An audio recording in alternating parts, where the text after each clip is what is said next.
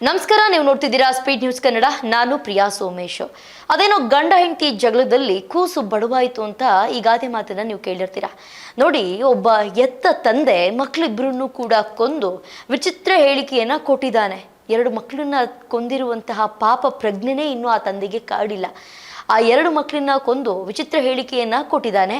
ಅದ್ರ ಜೊತೆಗೆ 24 ಗಂಟೆಗಳ ಬಳಿಕ ಆ 2 ಮಕ್ಕಳ ಮೃತದೇಹಗಳು ಈಗ ಪತ್ತೆಯಾಗಿದೆ. ತಂದೆಯೇ ತನ್ನ 2 ಮಕ್ಕಳನ್ನ ಕಾಲುವೆಗೆ ಎಸೆದು ಕೊಲೆಗೈದಿರುವ ಪ್ರಕರಣಕ್ಕೆ ಸಂಬಂಧಿಸಿದಂತೆ ನಿರಂತರ 24 ಗಂಟೆಗಳ ಶೋಧದ ಬಳಿಕ 2 ಮಕ್ಕಳ ಶವ ಈಗ ಪತ್ತೆಯಾಗಿದೆ. ಇದು ನಡೆದಿರೋದು ಶಹಾಪುರ ತಾಲೂಕಿನ ಗಂಗನಾಳ್ ಗ್ರಾಮದ ಶಾಂತಪ್ಪ ಬೀರಾದಾರ ಎಂಬಾತನೇ ತನ್ನ 2 ಮಕ್ಕಳನ್ನ ಕಾಲುವೆಗೆ ಎಸೆದು ಪೈಶಾಚಿಕ ಕೃತ್ಯವನ್ನ ಮೆರೆದಿದ್ದಾನೆ. ಆರೋಪಿ ಶಾಂತಪ್ಪ ಗೋಗಿ ಪತ್ನಿಯೊಂದಿಗೆ ಜಗಳವನ್ನ ಮಾಡಿ 3 ಮಕ್ಕಳನ್ನ ತನ್ನ ಬೈಕ್ ಮೇಲೆ ಕರೆದುಕೊಂಡು ಹೋಗಿದ್ದ. ಗ್ರಾಮದ ಬಳಿಯ ಬಸವಸಾಗರ ಜಲಾಶಯದ ಎಡೆದಂಡೆ ಕಾಲುವೆಗೆ 2 ಮಕ್ಕಳನ್ನ ಬಿಸಾಕಿ ಓರ್ವ ಮಗಳನ್ನ ಮಾತ್ರ ವಾಪಸ್ ಪತ್ನಿಯ ಬಳಿ ಕರೆದುಕೊಂಡು ಬಂದು ಬಿಟ್ಟಿದ್ದಾನೆ. ಆಗಸ್ಟ್ 18ರ ಮಧ್ಯಾಹ್ನ ಪತ್ನಿ ರೇಣುಕಾ ಜೊತೆ ಜಗಳವಾಡಿ ತನ್ನ 3 ಮಕ್ಕಳನ್ನ ಬೈಕ್ ಮೇಲೆ ಕರೆದುಕೊಂಡು ಹೋಗಿದ್ದ. 3 ಮಕ್ಕಳಲ್ಲಿ ಸಾನ್ವಿ ಮತ್ತು 2 ವರ್ಷದ ಪುಟ್ಟ ಮಗು ಸೃಜನ್ನನ್ನ ಕಾಲುವೆಗೆ ಎಸೆದು ಬಂದಿದ್ದಾನೆ. ಆ ಬಳಿಕ ಓರ್ವ ಮಗಳು ಸಂಜನಾಳ ಜೊತೆ ಯಾದಗಿರಿಗೆ ಬಂದು 112ಗೆ ಕರೆ ಮಾಡಿ ಪೊಲೀಸರಿಗೆ ಮಾಹಿತಿಯನ್ನ ನೀಡಿದ್ನಂತೆ. ಕೂಡಲೇ ಎಚ್ಚೆತ್ತುಕೊಂಡು ಪೊಲೀಸರು ವಿಚಾರಣೆಯನ್ನ ನಡೆಸಿದ ವೇಳೆ 2 ಮಕ್ಕಳನ್ನ ಕಾಲುವೆಗೆ ಎಸೆದ ಬಗ್ಗೆ ತಿಳಿಸಿದ್ದಾನೆ. ಪೊಲೀಸರು ಗೋಗಿ ವ್ಯಾಪ್ತಿಯ ಕಾಲುವೆಯಲ್ಲಿ ಮಕ್ಕಳ ಶವಕ್ಕಾಗಿ ಕಾರ್ಯಾಚರಣೆಗೆ ಮುಂದಾಗಿದ್ರು. ಮಂಗಳವಾರ ಸಂಜೆಯಿಂದ ಪ್ರಾರಂಭವಾದಂತಹ ಕಾರ್ಯಾಚರಣೆ ಬುಧವಾರ ಸಂಜೆಯವರೆಗೂ ನಿರಂತರವಾಗಿ ಹುಡುಕಾಟದಿಂದ 2 ಮಕ್ಕಳನ್ನ ಪತ್ತೆ ಹಚ್ಚಲಾಗಿದೆ. ಬಾಣತಿಯಾಳ ಗ್ರಾಮದ ಬಳಿಯ ಉಪಕಾಲುವೆಯಲ್ಲಿ ಮುಳ್ಳಿನ ಗಿಡಕ್ಕೆ ಸಿಕ್ಕಿಕೊಂಡ ಸ್ಥಿತಿಯಲ್ಲಿ ಸೃಜನ್ ಹಾಗೆ ಇನ್ನೊಬ್ಳು ಮಗಳು ಸಾನ್ವಿ, ಒಂದು ಮಗುಗೆ 7 ವರ್ಷ ಸಾನ್ವಿಗೆ, ಇನ್ನೊಂದು ಮಗುಗೆ 2 ವರ್ಷ ಸೃಜನ್ಗೆ, ಈ 2 ಮಕ್ಕಳ ಮೃತದೇಹ ಬೋರುಕಾ ಗೇಟ್ ಬಳಿ ಪತ್ತೆಯಾಗಿದೆ.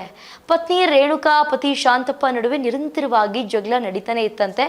ಆಗಸ್ಟ್ 18ರ ಮಧ್ಯಾಹ್ನ ಕೂಡ ಇದೇ ರೀತಿ ಜಗಳ ನಡೆದಿದ್ದು, ಆಗ ಆರೋಪಿ ಮಕ್ಕಳನ್ನ ಕರೆದುಕೊಂಡು ಮನೆಯಿಂದ ಹೊರ ಬಂದಿದ್ದಾನೆ. ಆನಂತರ ಪೊಲೀಸ್ ವಿಚಾರಣೆಯಲ್ಲಿ ವಿಚಿತ್ರ ಹೇಳಿಕೆಯನ್ನು ಕೂಡ ಕೊಟ್ಟಿದ್ದಾನೆ. ಏನಂತ?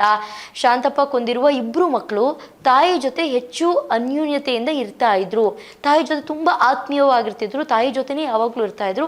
ನನಗೆ ಇದನ್ನ ನೋಡಿ ಸಹಿಸೋದಕ್ಕಾಗಿಲ್ಲ, ಇದೇ ಕಾರಣಕ್ಕೆ 2 ಮಕ್ಕಳನ್ನ ಕೊಲೆ ಮಾಡಿದ್ದೀನಿ ಅಂತ ಹೇಳಿದಂತೆ.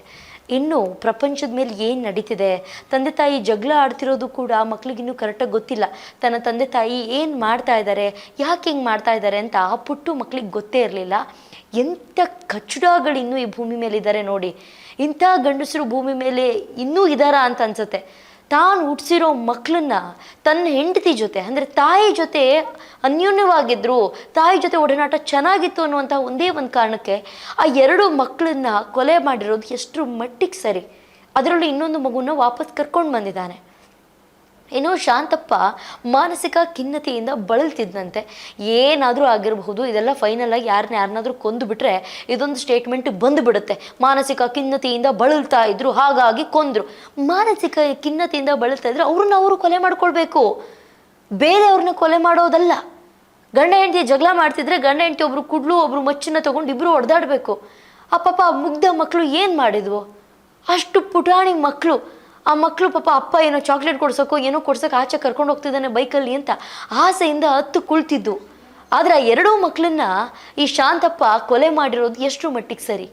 ಸದ್ಯ ಈಗ 2 ಮಕ್ಕಳ ಶವವನ್ನು ಮರಣೋತ್ತರ ಪರೀಕ್ಷೆ ಮುಗಿಸಿ ಅಂತ್ಯಕ್ರಿಯೆಗಾಗಿ ಕುಟುಂಬಸ್ಥರಿಗೆ ಒಪ್ಪಿಸಲಾಗಿದೆ. ಮಕ್ಕಳ ಕೊಲೆ ಪ್ರಕರಣ ದಾಖಲಿಸಿಕೊಂಡು ಆರೋಪಿ ಶಾಂತಪ್ಪನಿಗೆ ಹೆಚ್ಚಿನ ವಿಚಾರಣೆ ಮುಂದುವರೆದಿದೆ. ಇದಿಷ್ಟು ಕೂಡ ಈಗ ಬೆಳಕಿಗೆ ಬಂದಿದೆ. ಒಂದು 20-24 ಗಂಟೆ ಆದಮೇಲೆ ಆ 2 ಮಕ್ಕಳ ಮೃತದೇಹ ಕೂಡ ಸಿಕ್ಕಿದೆ. ಇಂಥ ತಂದೆ ಯಾವ ಶತ್ರು ಮಕ್ಕಳಿಗೂ ಬೇಡ.